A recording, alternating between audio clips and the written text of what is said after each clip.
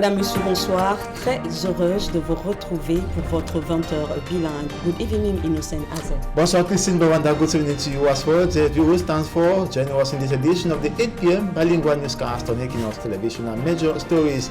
Members of Stand Up for Cameroon Civil Society organization are calling on women across the national territory to dress in black on March 8th, International Women's Day, that this should be an opportunity for them to defy high cost of living in the Republic of Cameroon, the growing rates of femicides, and the persistent killings and abuses in the two English-speaking regions of the country. It should also be an opportunity for them to demand justice. Jean-Pierre Amogo Belinga, Maxime Leopold Eko, both personalities in the Martinez Zogo murder case now know the charges for which they will be prosecuted by the Yaoundé military court. Both accused will be tried for complicity in torture. In the meantime, Bruno Bijang, Justin Tanwe, and 5 other persons arrested in connection with the Martinez Zogo murder case will be tried for conspiracy in torture, arrest and sequestration. Our major stories. Il est 20h passé de quelques minutes. Voici les titres du journal. Profond malaise au sein du championnat local de football. Des footballeurs professionnels camerounais réclameraient plus de 300 millions de francs CFA au club en situation irrégulière. D'autres révélations du syndicat national des footballeurs camerounais sont à suivre dans ce journal. Et puis au Tchad, alors que la ville de N'Djamena est sous surveillance après la mort de l'opposant tchadien Yaya Dillo, le président de la transition Mahamat Idriss Déby annonce sa candidature pour la présidentielle du 6 mai prochain. Voilà pour les titres.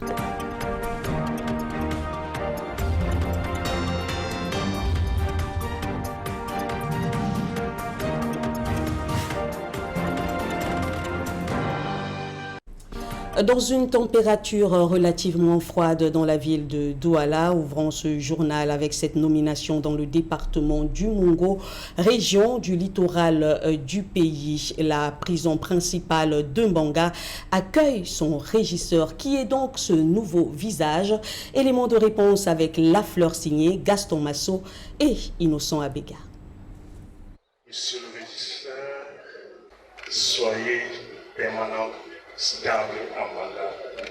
Ne vous laissez pas distraire par votre proximité avec le village et encore moins avec la région de Tonalité. Quelques recommandations du délégué régional de l'administration pénitentiaire pour le littoral à l'endroit du nouveau régisseur de la prison principale de Banga. Dongue Hervé Gérard est désormais le nouveau régisseur de la prison principale de la commune de Banga, située dans le département du Mungo, région du littoral. Il vient en remplacement de Etamé Franklin, transféré à la prison principale de Baganté dans la région de l'Ouest Cameroun. C'est un jeune qui s'en va et c'est un aîné qui arrive mais qui est également très jeune, à qui de nombreux défis véritablement attendent pour que vive la pénitentiaire dans la région du littoral et dans le département du Mungo. La cérémonie de passation de service entre les deux régisseurs s'est déroulée à la place de fête de Banga. Par la suite, les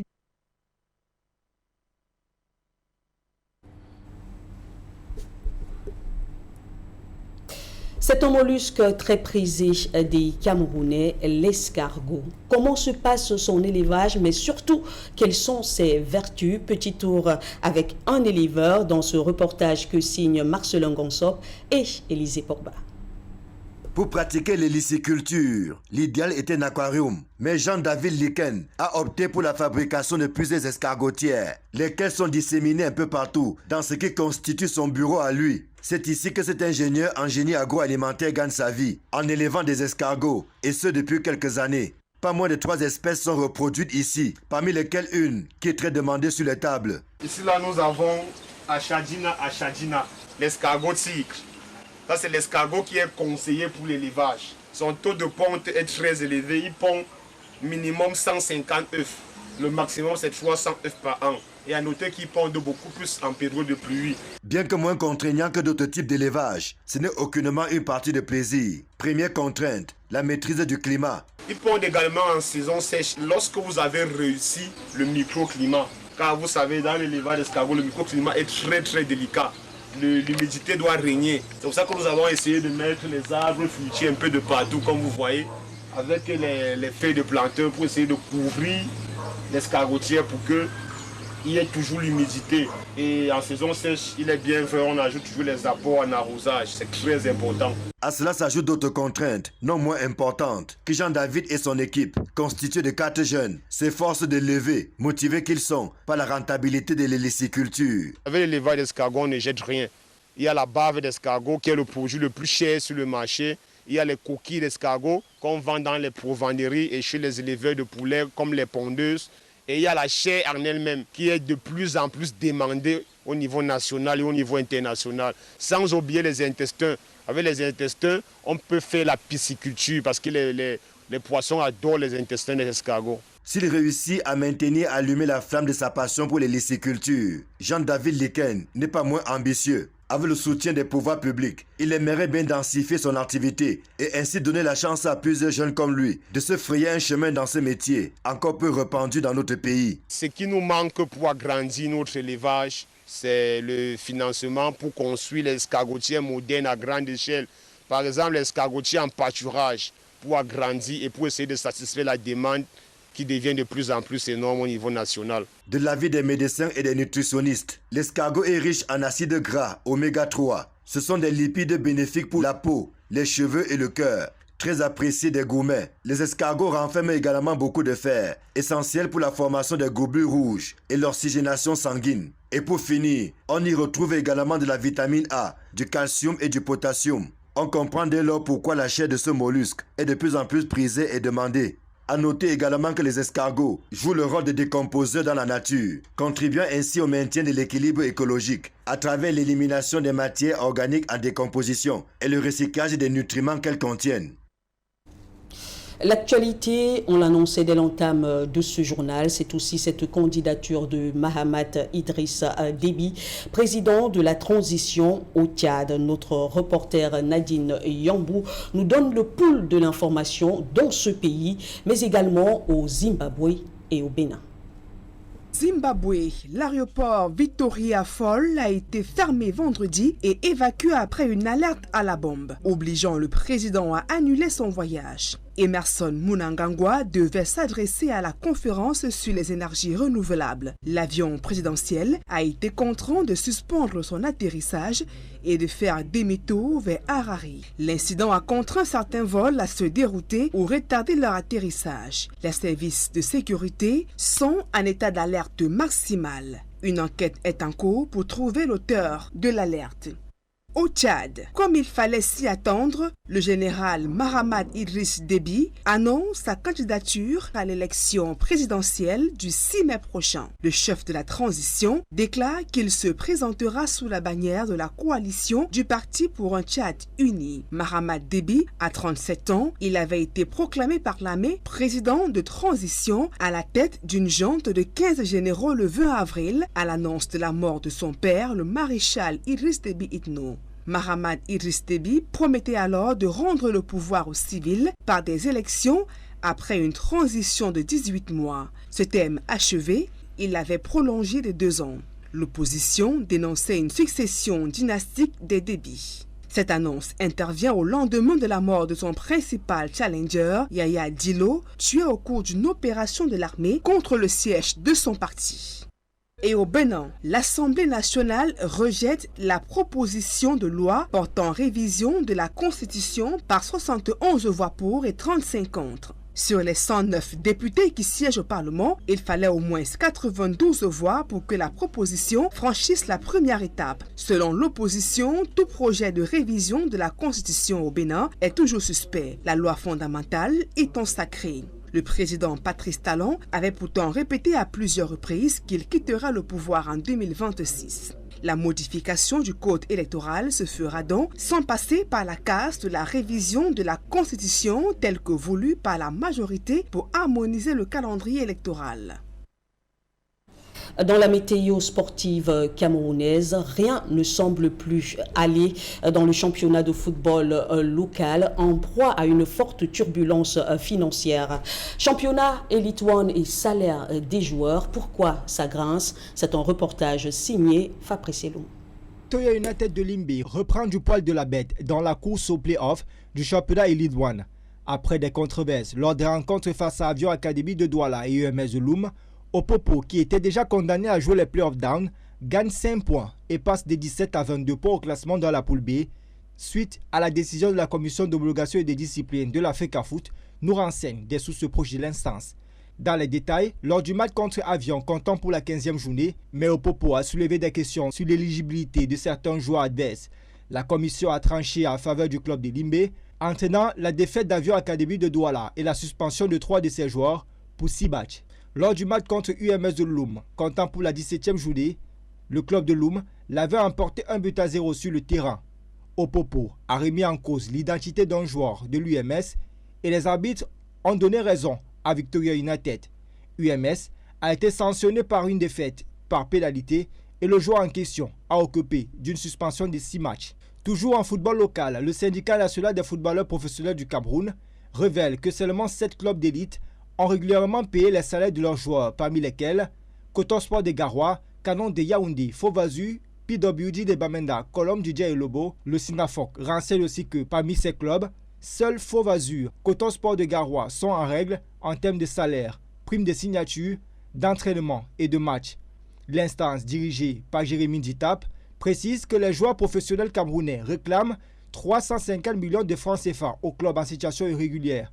Le syndicat prévoit des mesures pour régler ce contentieux avant la fin de la saison.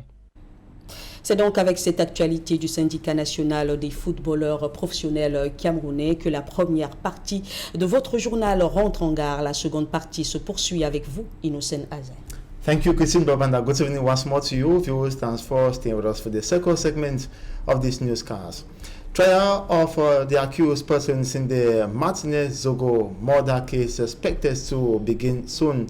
At the end of the inquiry phase paves the way to a new perspective into seeking for justice for the killed journalist and his family. Babla Jonathan reports. The charges have now been clearly stated by the Yaoundé Military Court. The accused in the Martinez-Zogo capital murder affair will be prosecuted on different charges. Amugu Belinga will be tried for complicity in torture, same for former intelligence chief Maxime Eko, while Bruno Bejang is accused of conspiracy in torture, arrest and sequestration. Colonel Justin Danwe and 5 other co-accused are going down for complicity in capital murder, torture, arrest, sequestration and violation of instructions. Now we take you to the Mungo division of the Littoral region. 41-year-old Dongeb Gerard Heve has taken over as registrar of the principal prison of Mbanga. During his installation, the regional delegate of penitentiary administration for the Littoral, Fopa Fieri, urged the new registrar to ensure that the inmates at the prison are catered for, and also that they should stay away from any form of distraction that will hinder him from executing his duties effectively. Smart Jikan Gable has details. Donc, Gérard Hervé, régisseur de la prison de Banga. Dongeb Gerard Eve is the new registrar of the principal prison of Banga in the Mongo division. During his installation, which took place at the ceremonial ground of Mbanga, the new registrar was advised to concentrate on his new job by the regional delegate of penitentiary administration for the Littoral. You should take into consideration the specificity of the structure. The new registrar has to understand that he is no longer in Ambam but in Banga. Taking into consideration the geographical proximity of Mbanga, he has to manage Mbanga since we are in the Littoral region. Banga. After the installation ceremony, the new registrar and the outgoing did paperwork in the presence of their regional boss before the new registrar was introduced to the inmates at the principal prison of Mbanga.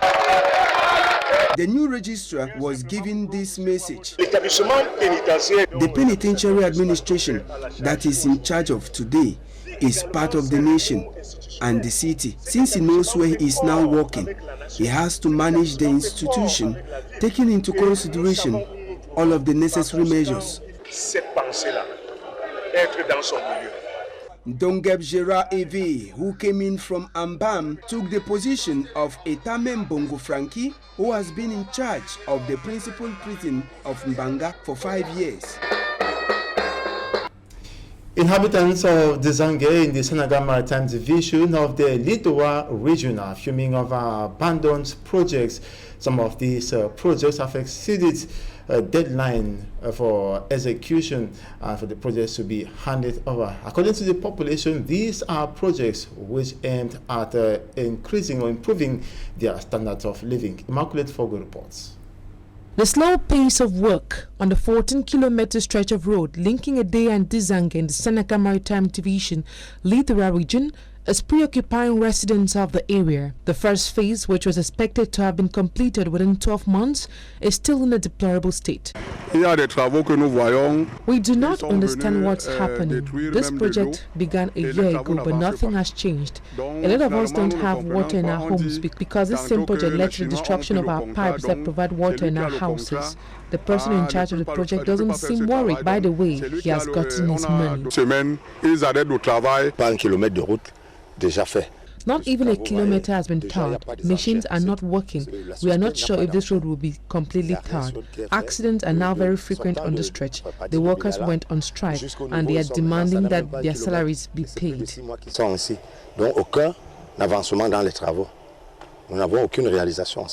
Municipal councillors decried the nonchalant attitude of some contractors while calling on the mayor to sit up by addressing the different developmental challenges faced by the population. We informed the mayor that several projects have been abandoned and definitely it's affecting the development of our community. We hope that the mayor gets to sort out these issues within the shortest time possible. We are really worried with what is happening. A lot of boreholes that were constructed are not functioning. Access to potable water is a veritable nightmare. Talking about the day at Dzangue Road, it's really terrible. Last year during the rainy season, the road was inaccessible. I think this year it will be worse. Over 8 million francs CFA has been voted as the 2024 budget. The amount is expected to go a long way in ameliorating the living conditions of the population and also fight against the invasion of the Salvinia molesta plant, commonly known as water fern, in their lakes.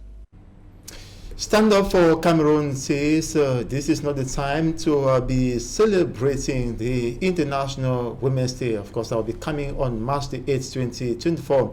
According to members for Stand Up for Cameroon, women across the national territory should rather use this day to decry the high cost of living and the growing rates of femicides in the Republic of Cameroon, as well as persistent abuses and killings in the two English-speaking regions of the country, and demand for justice. Malak Glory has more. Women of Stand Up for Cameroon, a civil society group, have declared an 8 March celebration in black. This to decry the high cost of living and the numerous crimes committed on women, not forgetting those in the Anglophone regions of Cameroon who are victims of the more than 7 years armed conflict. Every day there are reports of femicides. Every day there's a report of rape. Every day there's a report of domestic violence with no response from government. Our sisters who live in the conflict zone, the problem is 10 times worse for them. They are being killed by the bullets of soldiers, by the bullets of armed groups. They are being raped. They are being kidnapped. The lockdown announced in the Anglophone regions on March 8 has not only instilled fear in the women, but will deprive them from carrying out other activities and attending to health care. Most of them cannot leave their villages to the regional hospital in Bamenda, where most of the apparatus are. Then the fuel prices has also increased, even the transport. We can say the Northwest woman is just living. Because of this, Stand Up for Cameroon is calling on other women across the country to dress in black on March 8 to make their voices heard. We cannot start celebrating, being joyous, as if everything is okay. No, we must fight as Cameroonian women to make our voices heard and for people to know that we are not okay 8th of March in black. Meantime, activities in prelude to the Women's Day celebration has been launched nationwide and will be celebrated on the theme Inspire Inclusion. And on to health. Since 2021, Cameroon continues to register new cases of poliomyelitis type 2, a major concern for a country which is expected to have eradicated poliomyelitis since 2015. Its resurgence in the member countries of the Lake Chad Basin Commission, with 209 cases reported, is preoccupying to health experts. To tackle the resurgence, a vaccination campaign has been launched at the government's primary school in Dokpasi in the Douala 3 subdivision. The campaign that started from the 1st of March to the 3rd of March targets at least 682,000 children between the ages of 0 to 5 years. Member countries of the Lake Chad Basin should be noted are also included in the fight. That's Niger, Chad, and Central African Republic, including Cameroon. And the campaign effectively started in the Littoral region, Cameroon. Now, take a listen to an expert. The campaign is synchronized with other countries in the sub-region. When I talk of other countries in the sub-region, I mean Nigeria, Chad, Central African Republic, and other countries. So why are we organizing the campaign? We organize the campaign because poliomyelitis is a very dangerous disease, and poliomyelitis does not have any cure. And so the only way to respond against poliomyelitis is to strengthen preventive measures. And the most effective preventive measure is vaccination. That's why the vaccine against polio will be administered to children.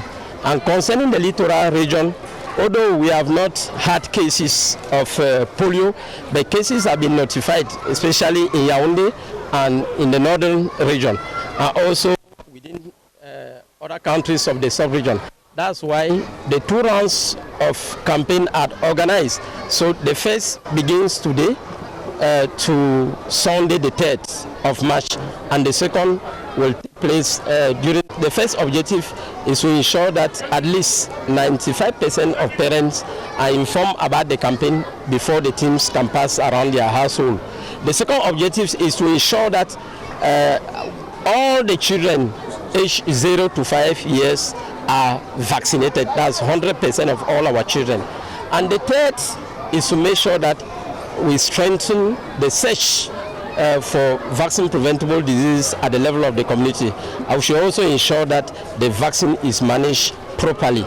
So at the level of the region, the target is around 682,363 children who are supposed to be vaccinated. We are listening there to Dr. Ewane Leonard. He is the regional coordinator of the Extended Program on Immunization. Now we talk sports. Victoria United has gained 5 points thanks to the ruling of the Homologation and Disciplinary Committee of the Cameroon Football Federation. FECAFOS, the Limbe Club, had filed a complaint against Avion Academy, UMS of Loom, and Young Sports Academy of Bamenda, who had played using double identities.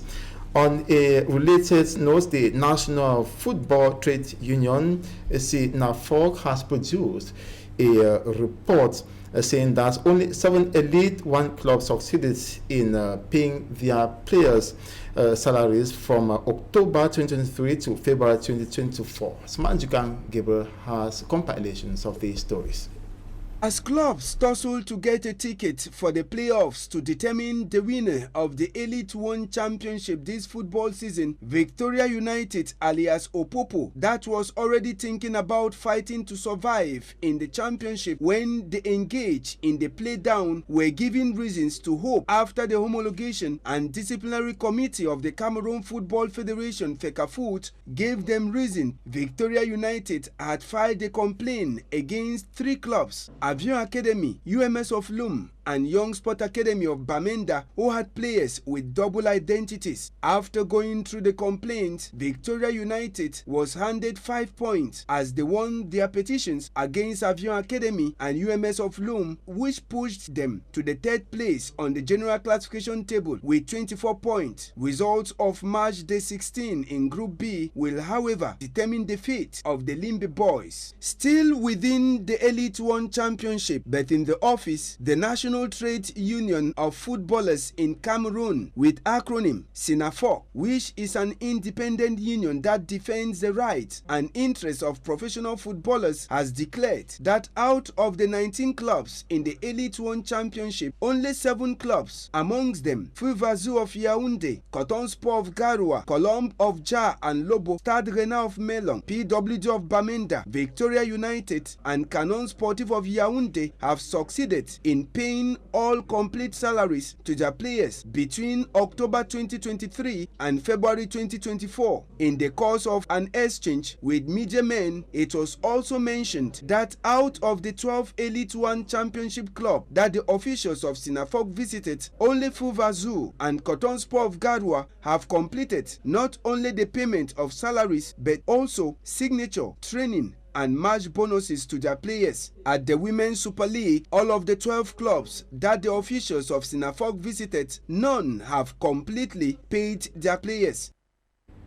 And just to note that after the last playing day in Group B of the Professional Elite One Championship, this afternoon, Stade Rennais of Melon, Coton Sport of Garoua, Fauve Azur of Yaoundé, and the Young Sports Academy of Bamenda have sealed their tickets for the playoffs. The 5 points gained by Opopo didn't help them to the playoffs at the end of the day. And that was compiled for us by Smart Jukan Gabriel Sportsman. Thanks so much, dear viewers, for watching this edition of the 8 p.m. Bilingue newscast.